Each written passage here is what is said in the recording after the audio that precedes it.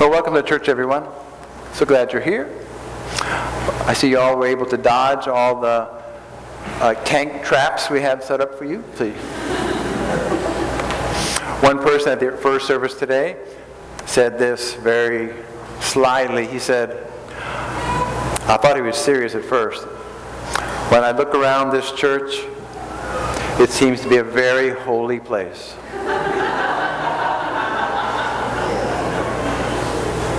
Very clever man.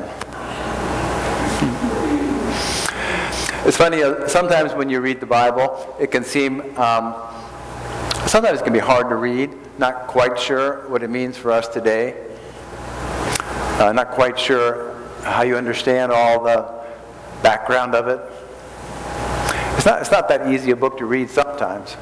But today, there are some parts of it that are pretty they don't take a fancy preacher to understand them, which is good, because I'm not a very fancy preacher.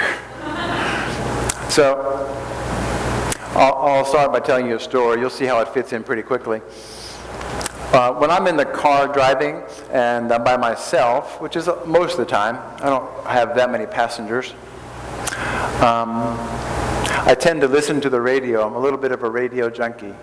Now, I know back in high school and middle school, I would always listen to Top 40 radio. And in those days, if you're kids here, we had the buttons you pushed that made the thing move across the dial. And I grew up in the Washington, D.C. area, and there was WASH, that was sort of in between. There was WPGC, that was the little pop station.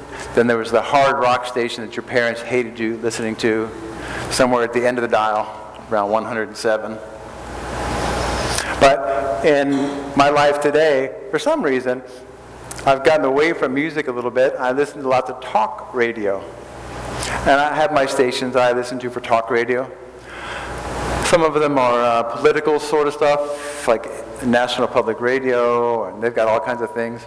Some of them are sports radio, sports talk. And there's this one station in the morning, it's a sports talk radio, and he does more than talk about sports. He has, little comedian kind of things he does to keep you listening.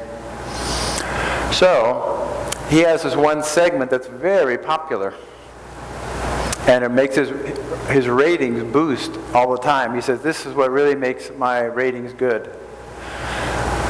And it's a call-in segment where people call in to say something. And he has them call in to answer a question, right? It's the same question every time.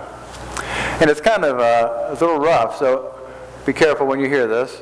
He says, call in and tell me who it is you would like to punch.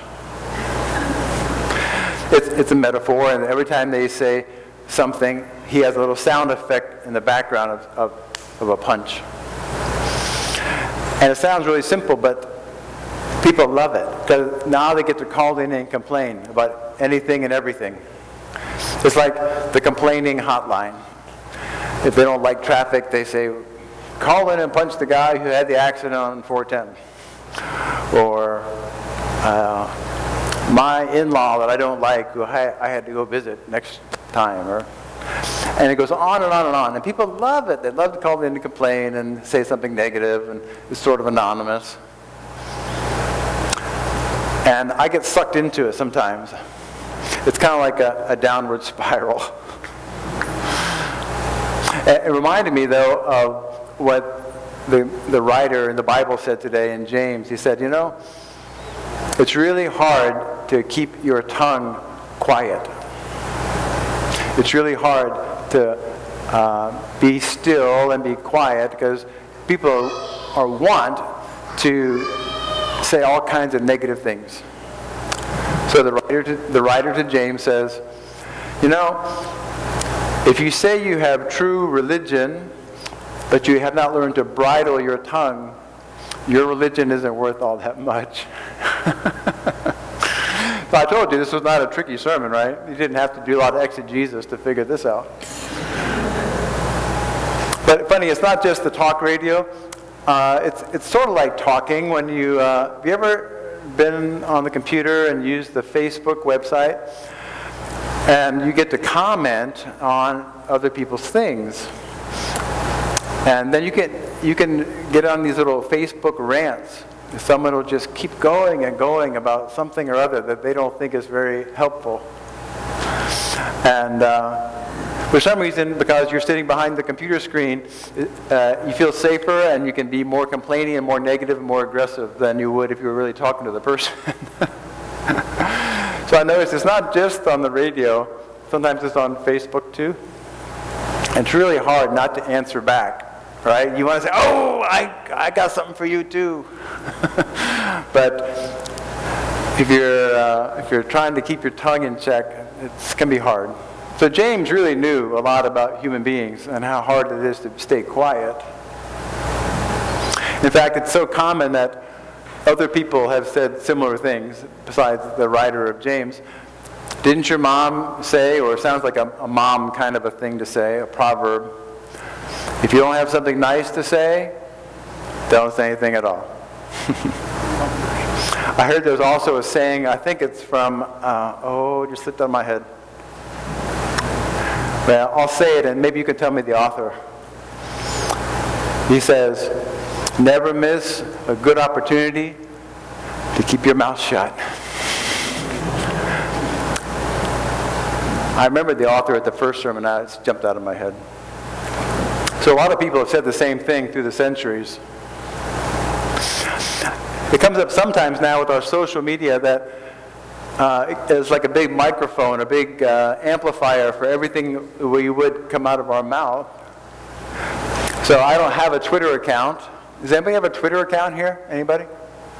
Good, then you can get on the church's Twitter page and sign up for and tweet to us something wonderful. But I've heard there's such thing as, Twitter wars. So you tweet something out there to the universe, and if people come back and people go back and forth in 140 characters, and they can say mean things in 140 characters. So it's almost like James kind of knew what he was talking about. It's really hard for people to not say the first thing that comes into their mind or their heart. Jesus said when he was talking to the Pharisees, he said, there's nothing outside of you that makes you unclean or defiled or can mess you up. You can't eat anything that's going to make trouble between you and God, because all the things that make trouble are already inside. From within is where things come out, not where it comes in, it's what goes out. So Jesus knew if you could get the heart right, then what comes out of your mouth will be just fine. So if I were to put it on a sliding scale, when we react really quickly, whether it's Facebook or Twitter, by the way, have you ever done it by email, where someone sends you something and you react really quickly? You type them back an email really fast?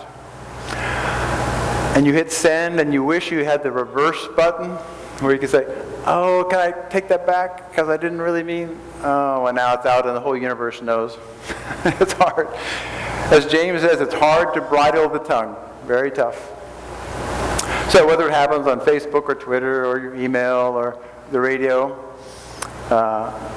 it's hard to keep the stuff on the inside from coming out. Now I was going to say, it seems like there's at least 3 different ways this happens. At the very beginning, we're very reactive, and we say whatever comes across our mind. Secondly, at the next stage, you would kind of like to be quiet. You'd like to settle things down a little bit, but it's still really hard. And you have this interior battle. Think, I shouldn't say anything. I shouldn't say anything here. And you walk around, and you can tell people who are in this stage of kind of spiritual growth because they have like bite marks on their lip that are trying to just be quiet. So it's also hard at this stage when you're trying to be quiet and not jump into the fray and create something aggressive or negative or respond quickly. Because when I keep things in, when I'm trying to do the right thing, it still shows on my face. Body language, they say, is like 80% of communication. So I may keep my mouth and lips closed, but you can still read it on my face.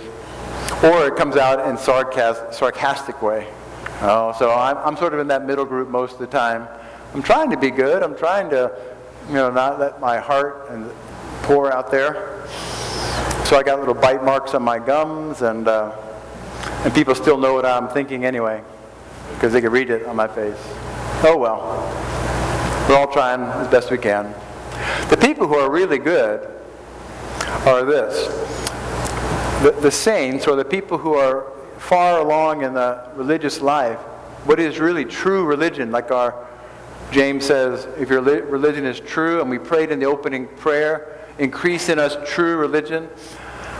True religion, I think, is when you go really deep within yourself, and you live from a deep place within, where you're connected to the Holy Spirit, where you're connected to God within.